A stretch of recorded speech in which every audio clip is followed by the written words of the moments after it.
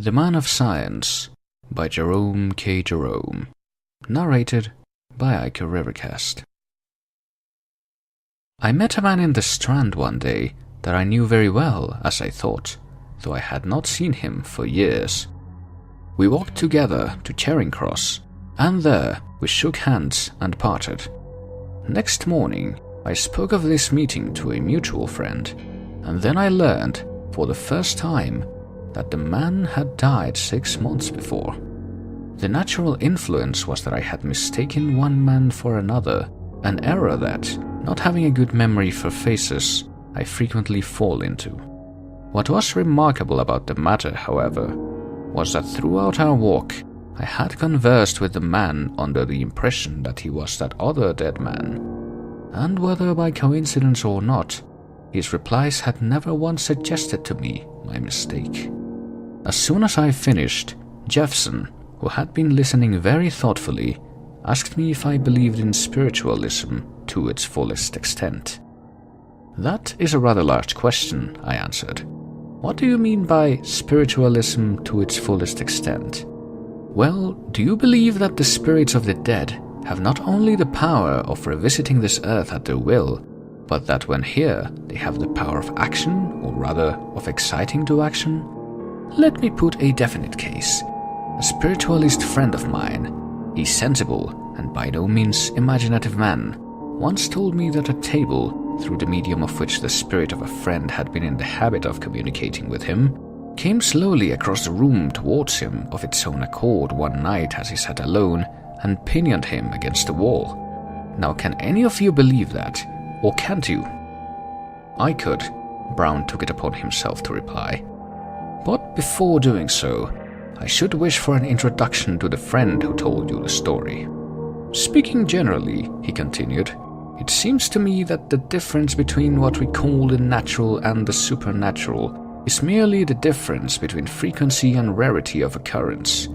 Having regard to the phenomena we are compelled to admit, I think it illogical to disbelieve anything we are unable to disprove.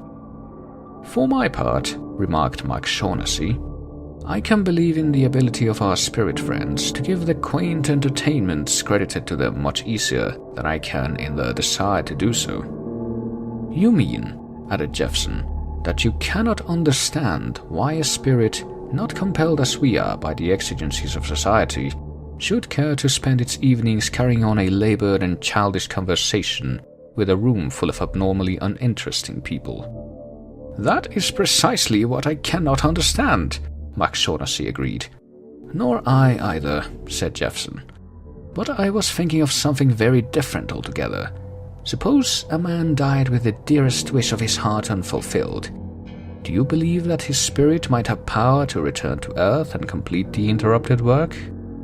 Well, answered Max Shaughnessy, if one admits the possibility of spirits retaining any interest in the affairs of this world at all, it is certainly more reasonable to imagine them engaged upon a task such as you suggest, than to believe that they occupy themselves with the performance of mere drawing-room tricks.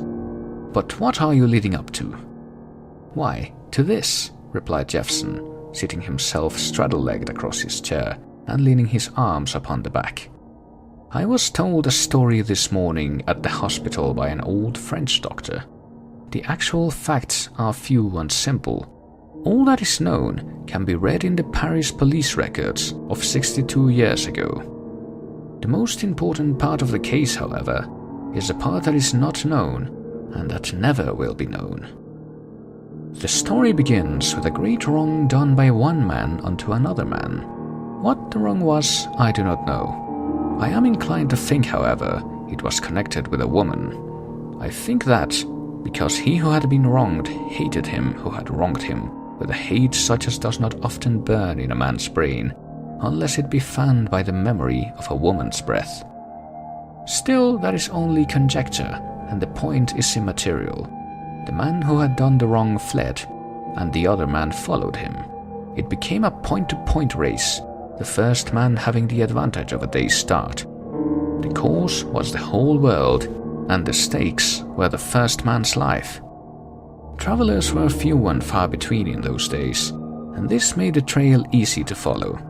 The first man, never knowing how far or how near the other was behind him, and hoping now and again that he might have baffled him, would rest for a while. The second man, knowing always just how far the first one was before him, never paused, and thus each day the man who was spurred by hate drew nearer to the man who was spurred by fear. At this town, the answer to the never varied question would be, "At 7 o'clock last evening, monsieur." 18 hours. Give me something to eat quick, while the horses are being put to. At the next calculation would be 16 hours.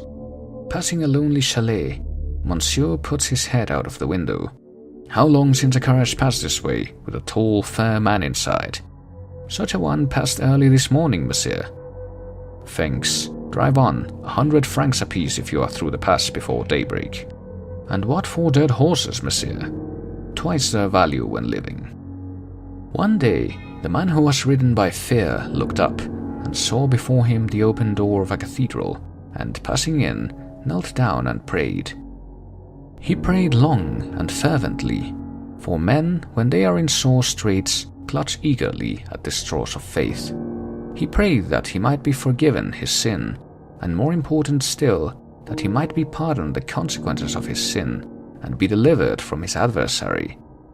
And a few chairs from him knelt his enemy, praying also. But the second man's prayer, being a thanksgiving merely, was short, so that when the first man raised his eyes, he saw the face of his enemy gazing at him across the chair tops, with a mocking smile upon it. He made no attempt to rise, but remained kneeling, fascinated by the look of joy that shone out of the other man's eyes. And the other man moved the high-backed chairs one by one, and came towards him softly. Then, just as the man who had been wronged stood beside the man who had wronged him, full of gladness that his opportunity had come, there burst from the cathedral tower a sudden clash of bells, and the man whose opportunity had come broke his heart and fell back dead, with that mocking smile still playing round his mouth. And so he lay there. Then the man who had done the wrong rose up and passed out, praising God. What became of the body of the other man is not known. It was the body of a stranger who had died suddenly in the cathedral. There was none to identify it, none to claim it. Years passed away, and the survivor in the tragedy became a worthy and useful citizen, and a noted man of science. In his laboratory were many objects necessary to him in his researches, and prominent among them stood in a certain corner a human skeleton. It was a very old and much-mended skeleton, and one day the long-expected end arrived, and it tumbled to pieces. Thus it became necessary to purchase another.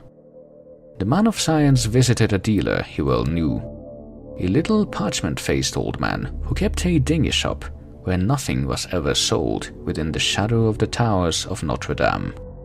The little parchment-faced old man had just the very thing that Monsieur wanted, a singularly fine and well-proportioned study. It should be sent round and set up in Monsieur's laboratory that very afternoon. The dealer was as good as his word. When Monsieur entered his laboratory that evening, the thing was at its place. Monsieur seated himself in his high-backed chair and tried to collect his thoughts. But Monsieur's thoughts were unruly and inclined to wander, and to wander always in one direction. Monsieur opened a large volume and commenced to read. He read of a man who had wronged another and fled from him, the other man following. Finding himself reading this, he closed the book angrily and went and stood by the window and looked out. He saw before him the sun-pierced nave of a great cathedral, and on the stones lay a dead man with a mocking smile upon his face. Cursing himself for a fool, he turned away with a laugh. But his laugh was short-lived, for it seemed to him that something else in the room was laughing also. Struck suddenly still, with his feet glued to the ground, he stood listening for a while, then sought with starting eyes the corner from where the sound had seemed to come. But the white thing standing there was only grinning. Monsieur wiped the damp sweat from his head and hands and stole out. For a couple of days he did not enter the room again. On the third, telling himself that his fears were those of a hysterical girl, he opened the door and went in. To shame himself, he took his lamp in his hand and, crossing over to the far corner where the skeleton stood, examined it. A set of bones bought for 300 francs. Was he a child to be scared by such a bogey? He held his lamp up in front of the thing's grinning head. The flame of the lamp flickered, as though a faint breath had passed over it. The man explained this to himself by saying that the walls of the house were old and cracked, and that the wind might creep in anywhere. He repeated this explanation to himself as he recrossed the room, walking backwards, with his eyes fixed on the thing.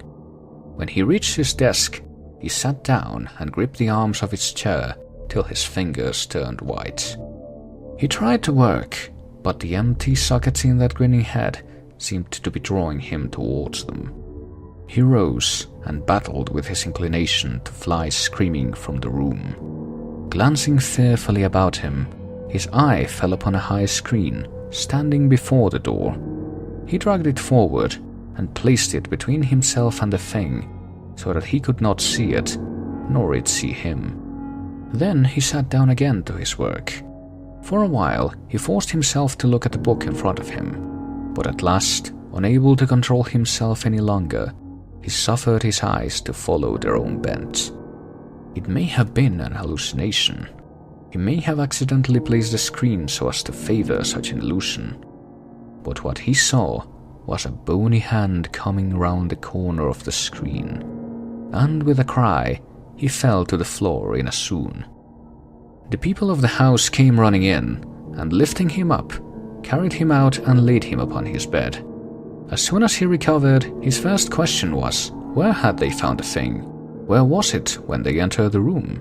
And when they told him they had seen it standing where it always stood, and had gone down into the room to look again because of his frenzied entreaties, and returned trying to hide their smiles, he listened to their talk about overwork and the necessity for change and rest, and said they might do with him as they would. So for many months the laboratory door remained locked. Then there came a chill autumn evening when the man of science opened it again and closed it behind him. He lighted his lamp, gathered his instruments and books around him, and sat down before them in his high-backed chair. And the old terror returned to him. But this time he meant to conquer himself. His nerves were stronger now, and his brain clearer. He would fight his unreasoning fear. He crossed to the door and locked himself in, and flung the key to the other end of the room, where it fell among jars and bottles with an echoing clatter. Later on, his old housekeeper, going her final round, tapped at his door and wished him good night, as was her custom. She received no response at first, and growing nervous, tapped louder and louder and called again, and at length an answering "Good night" came back to her. She thought little about it at the time, but afterwards she remembered that the voice that had replied to her had been strangely grating and mechanical. Trying to describe it, she likened it to such a voice as she would imagine coming from a statue. Next morning, his door remained still locked. It was no unusual thing for him to work all night and far into the next day, so no one thought to be surprised. When, however, evening came, and yet he did not appear, his servants gathered outside the room and whispered, remembering what had happened once before. They listened, but could hear no sound. They shook the door and called to him, then beat with their fists upon the wooden panels. But still no sound came from the room. Becoming alarmed, they decided to burst open the door, and after many blows, it gave way, and they crowded in. He sat bolt upright in his high-backed chair. They thought at first he had died in his sleep, but when they drew nearer and the light fell upon him, they saw the livid marks of bony fingers round his throat, and in his eyes there was a terror such as is not often seen in human eyes.